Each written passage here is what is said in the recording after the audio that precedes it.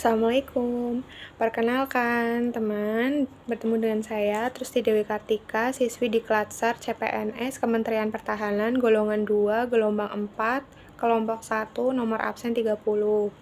Pada kesempatan kali ini, saya akan menyampaikan learning journal mengenai materi yang telah dipelajari pada saat sinkronus maupun asinkronus, yaitu etika publik. Etika publik. Etika itu merupakan refleksi tentang standar atau norma yang menentukan baik atau buruk, benar atau salah suatu tindakan. Etika publik merupakan perilaku, tindakan, keputusan untuk mengarahkan kebijakan publik dalam rangka menjalankan tanggung jawab pelayanan publik.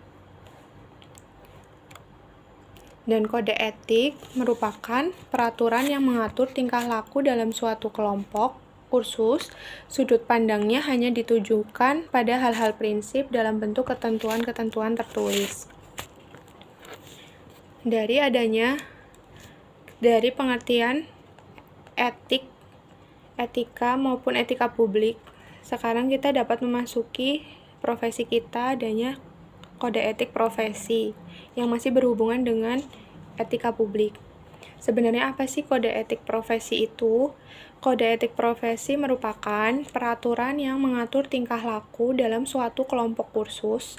Sudut pandang hanya ditunjukkan pada hal-hal prinsip dalam bentuk ketentuan-ketentuan tertulis yang nantinya dipegang teguh oleh suatu kelompok profesi tertentu. Dengan acuan sebagai seorang pegawai negeri sipil terdapat pada pasal 3 Undang-Undang ASN. Di situ mengatur tentang prinsip aparatur sipil negara.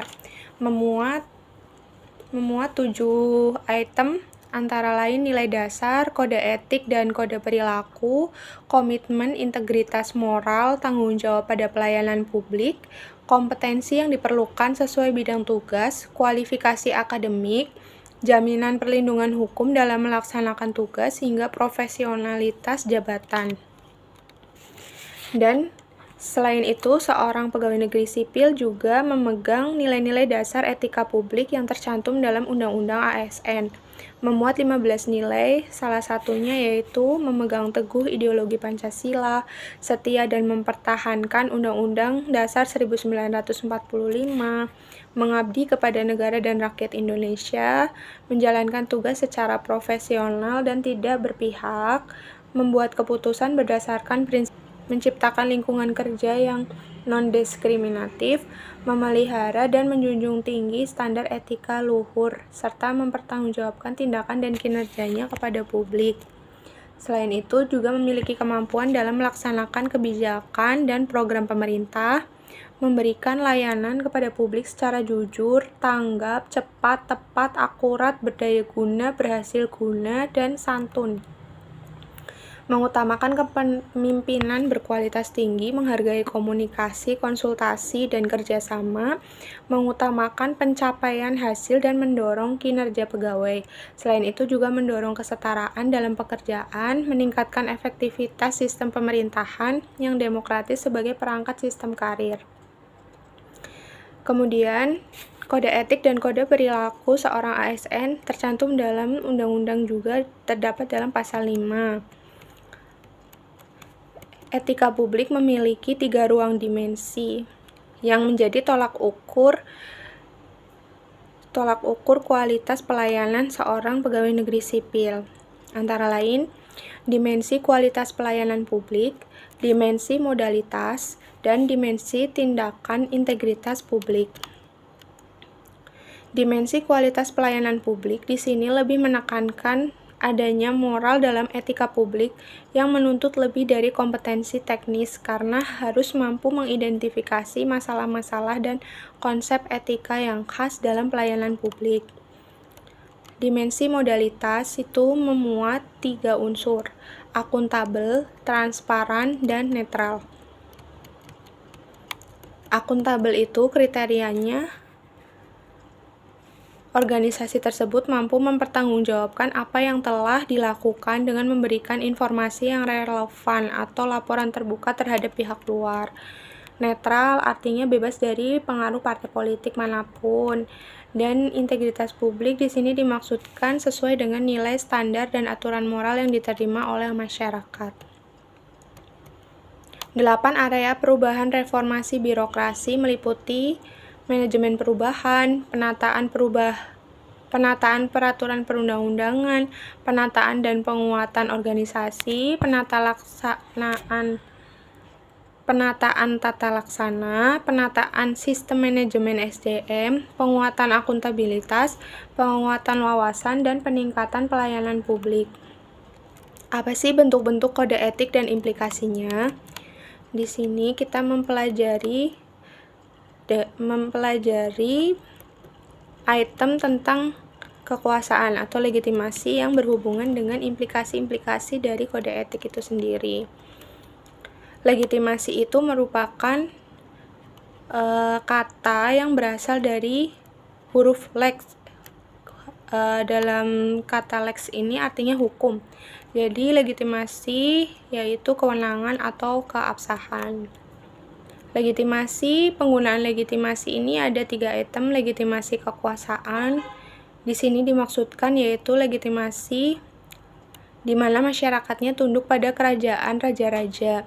Legitimasi sosiologis, di sini terjadi proses interaksi dalam masyarakat. Legitimasi etis, di sini norma etika menjadi penopang dari berbagai ideologi dan aturan-aturan hukum yang terdapat dalam masyarakat. Kekuasaan legitimasi etis ini merupakan kekuasaan yang paling kuat. Mengapa paling kuat? Karena memiliki basis yang sangat kuat bagi perilaku manusia, berada di belakang tatanan normatif dalam perilaku manusia, dan tidak mendasarkan diri pada pandangan moral de facto. Konflik kepentingan tidak pernah lepas dari pelaksanaan kode etik seorang pegawai negeri sipil.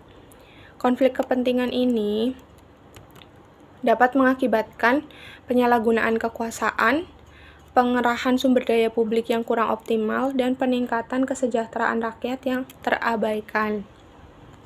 Bentuk-bentuk perilaku konflik kepentingan antara lain aji mumpung, loyalitas ganda, menerima atau memberi suap, pemanfaatan informasi rahasia, menyalahgunakan pengaruh publik, hingga pemanfaatan fasilitas organisasi atau lembaga untuk kepentingan pribadi.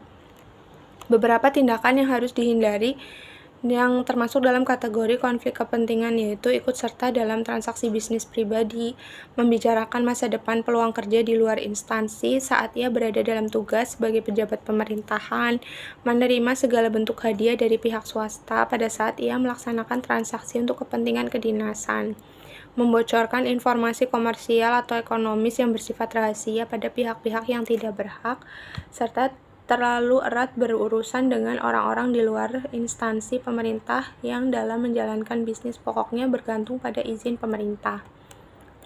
Sumber-sumber kode etik ASN tercantum dalam Peraturan Pemerintah Nomor 11 Tahun 1959 tentang Sumpah Jabatan PNS dan Anggota Angkatan Perang, PP Nomor 21 Tahun 1975 tentang Sumpah Jabatan PNS, PP Nomor 30 Tahun 1980 tentang Peraturan Disiplin PNS, PP Nomor 42 Tahun 2004 tentang Pembinaan Jiwa Korps dan Kode Etik PNS, PP Nomor 53 Tahun 2010 tentang Disiplin PNS, dan PP Nomor 5 Tahun 2014 tentang ASN. Sekian teman materi learning journal mengenai kode etik atau yang berhubungan juga dengan etika publik. Untuk dapat menerapkan kode etik dan etika publik dalam implikasinya nanti pelaksanaan tugas dan wewenang sebagai seorang pegawai negeri sipil nantinya, diharapkan seorang pegawai negeri sipil dapat melaksanakan pelayanan sesuai dengan etika profesinya dengan baik dan dapat melaksanakan pelayanan yang prima kepada masyarakat. Sekian, terima kasih teman telah mendengarkan learning journal kali ini. Assalamualaikum.